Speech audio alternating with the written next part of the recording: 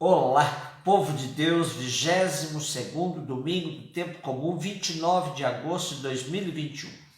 A nossa reflexão de hoje é a partir de Deuteronômio 4, de 1 a 2, 6 a 8, Tiago 1, 17, 18, 21b a 22 e 27, e Marcos 7, de 1 a 8, 14 a 15, 21, 23.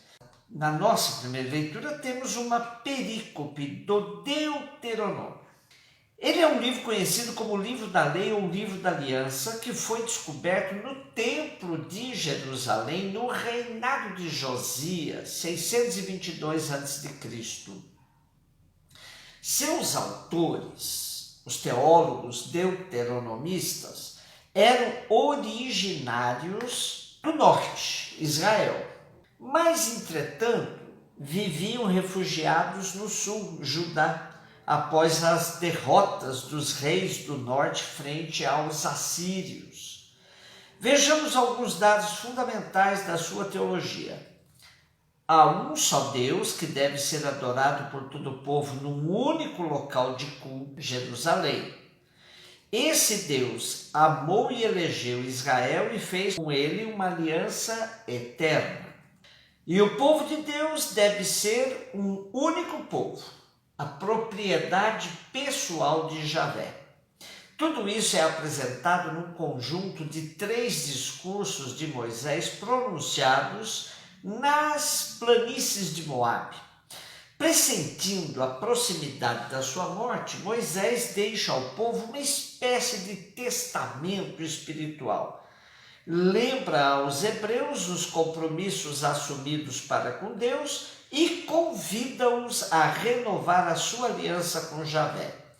No texto de hoje, temos uma parte de um dos discursos de Moisés, onde ele exorta o povo de Israel a ser fiel à aliança com Javé, pois assim Israel se sobrepõe a todas as nações como a mais inteligente, a mais sábia e a única que tem um Deus que caminha com seu povo. A manifestação visível dessa fidelidade do povo está na adesão e no seguimento de toda a lei e de todo decreto, que constitui a palavra de Deus. Tiago, nossa segunda leitura nos apresenta a carta de Tiago. Ela é um escrito de caráter sapiencial, isto é, mostra a sabedoria do discernimento cristão diante das situações existenciais. Dirige-se a todas as comunidades cristãs, simbolizadas pelas 12 tribos do novo povo de Deus. Hoje nosso trecho apresenta uma exortação clara para que todos assumam a palavra de Deus, mas de maneira ativa. Por isso diz: sede praticantes da palavra e não meros ouvintes. E ser praticante da palavra implica em assumir as obras da caridade, da justiça, tais como assistir os órfãos e as viúvas em suas tribulações. Estes simbolizam os pobres mais vulneráveis da sociedade de então.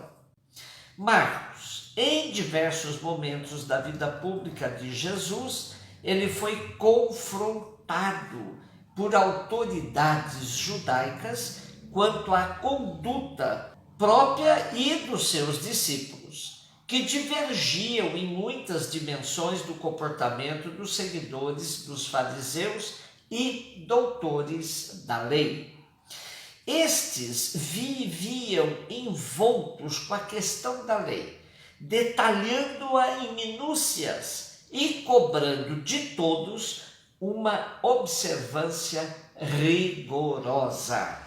Eles viviam submissos a um esquema da lei do puro e do impuro e vieram de Jerusalém para espiar a vida de Jesus com seus discípulos e levantar a questão do descumprimento da lei. Para entendermos bem O nosso evangelho de hoje vale a pena mergulharmos na compreensão, no alcance desta lei. Frei Carlos Mesteres e Francisco Ouro Fino nos apresentam uma síntese valiosa. Vejamos, o povo daquela época tinha uma grande preocupação com a pureza. A lei e as normas de pureza indicavam as condições necessárias para alguém poder comparecer diante de Deus e se sentir bem na presença dele. Não se podia comparecer diante de Deus de qualquer jeito, pois Deus é santo. E a lei lá no Levítico dizia: sede santos, porque eu sou santo. Quem não era puro não podia chegar perto de Deus para receber dele a bênção prometida a Abraão. A lei do puro e do impuro, que a gente encontra em Levítico 11 a 16, foi escrita depois do cativeiro da Babilônia, cerca de 800 anos depois do Êxodo. Mas tinha suas raízes na mentalidade e nos costumes antigos do povo da Bíblia. Uma visão religiosa e mítica do mundo levava o povo a apreciar as coisas, as pessoas, os animais, a partir da categoria da pureza, que está em Gênesis, Deuteronômio, Números. No contexto da dominação persa nos séculos V e IV a.C., diante da dificuldade para reconstruir o Templo de Jerusalém e para a própria sobrevivência do clero, os sacerdotes que estavam no governo do povo da Bíblia ampliaram as leis de pureza e a obrigação de oferecer sacrifícios de purificação pelo pecado. Assim, por exemplo, depois do parto, da menstruação ou da cura de uma hemorragia, as mulheres tinham que oferecer sacrifícios para recuperar a pureza. Pessoas leprosas também deviam oferecer sacrifícios. Uma parte dessas oferendas ficava para os sacerdotes. No tempo de Jesus, tocar um leproso, comer com publicano, comer sem lavar as mãos, etc., tudo isso tornava a pessoa impura. E qualquer contato com esta pessoa contaminava os outros. Por isso, as pessoas impuras deviam ser evitadas. O povo vivia acuado sempre, ameaçado por tantas coisas impuras que ameaçavam a vida. Era obrigado a viver desconfiado de tudo e de todos. E agora, de repente, tudo mudou? Através da fé em Jesus, era possível conseguir a pureza, sentir-se bem diante de Deus, sem que fosse necessário observar todas aquelas leis e normas da tradição dos antigos. Foi uma libertação. A boa nova anunciada por Jesus tirou o povo da defensiva e do medo, devolveu-lhe a vontade de viver, a alegria de ser filho e filha de Deus, sem medo de ser feliz. Podemos dizer que Jesus era um religioso sem ritos, pois estes mais serviam para escravizar as pessoas, prendendo-as às questões secundárias. O capítulo 7 de Marcos apresenta Jesus ensinando o povo a partilhar os pães, pois ele estava preocupado com a fome do povo. Por outro lado, fariseus e escribas se detinham nos detalhes rituais, não estavam preocupados com a fome do povo. Era gente de mãos limpas, porque se imiscuíam de sujá-las, matando a fome de quem precisava de pão. E no dizer que o que torna o homem impuro não é o que vem de fora e vai para o intestino, mas o que sai do coração, Jesus rompe decididamente com a lei do puro e do impuro, que classificava o que podia e o que não podia servir de alimento. E Jesus renova a lista das impurezas, detalhando o que marcava o comportamento das autoridades judaicas.